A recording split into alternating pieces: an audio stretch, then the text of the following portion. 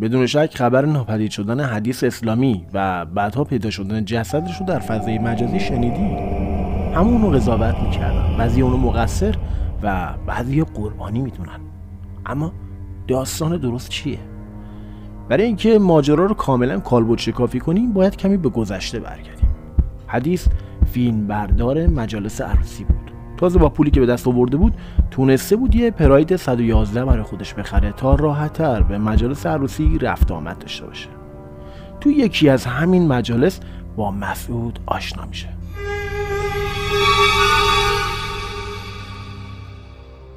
مسعود یه مرد 35 ساله و متعهل بود که از همسرش 2 فرزند داشت.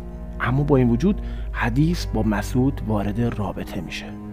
علیرغم اینکه مادرش مخالف این ازدواج بود، اما حدیث گوشش به این حرفا بدهکار نبود و پاشو توی کفشگر بود که من مسعود رو دوست دارم و برام مهم نیست که زن و بچه داره.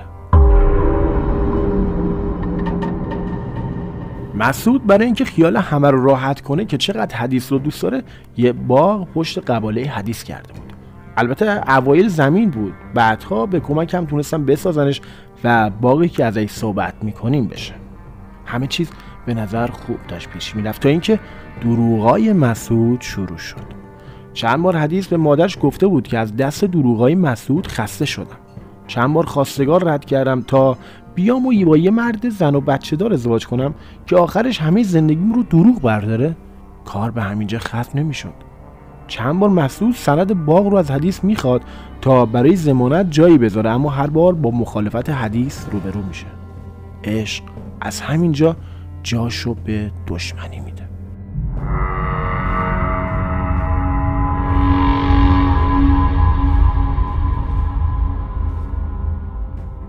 به نظر میاد وقتی حدیث در کنار خانواده‌اش در شمال برای مسافرت به سر میبردن، مسعود از مشهد زنگ میزنه و میخواد بدونه که کی از شمال برگردن. دلیلش هم این بود که دلم براتون تنگ شده و از دوریتون ناراحتم. که تو این مدت که همش بحث و دعوا بینشون بود خیلی بعیده این حرفا. وقتی از سفر برمیگردن یه اتفاق عجیب افتاده بود. سند باغ بین مدارک نبود.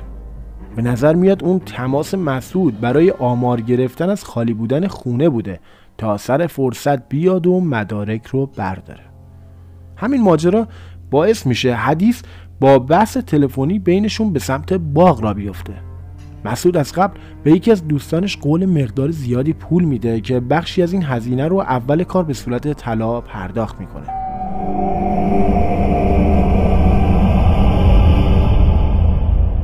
دوست مسعود با یک کلت جنگی در بین راه نزدیک باغ جلوی حدیث رو میگیره و با یک گلوله تو سر حدیث کارو تموم میکنه.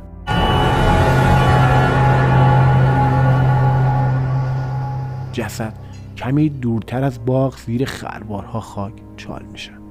پراید رو حوالی میدان حافظ پارک میکنن و موبایل حدیث چند خیابون پایینتر نزدیک بلوار رها میشه.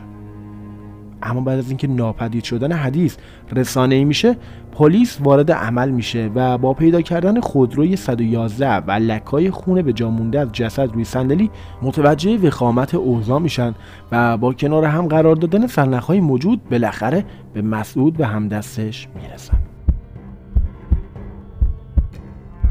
و در ادامه تو بازجویی آگاهی شاپور تهران بالاخره مجبور به حرف زدن میشن و تمام ماجرا رو توضیح میدن.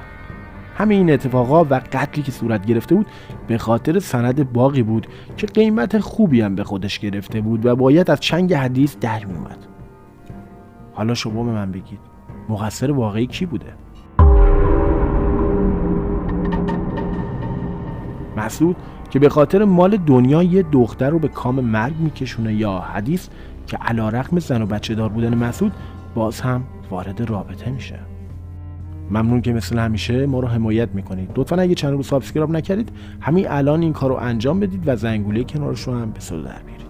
تا بعد، خدا نگهدار.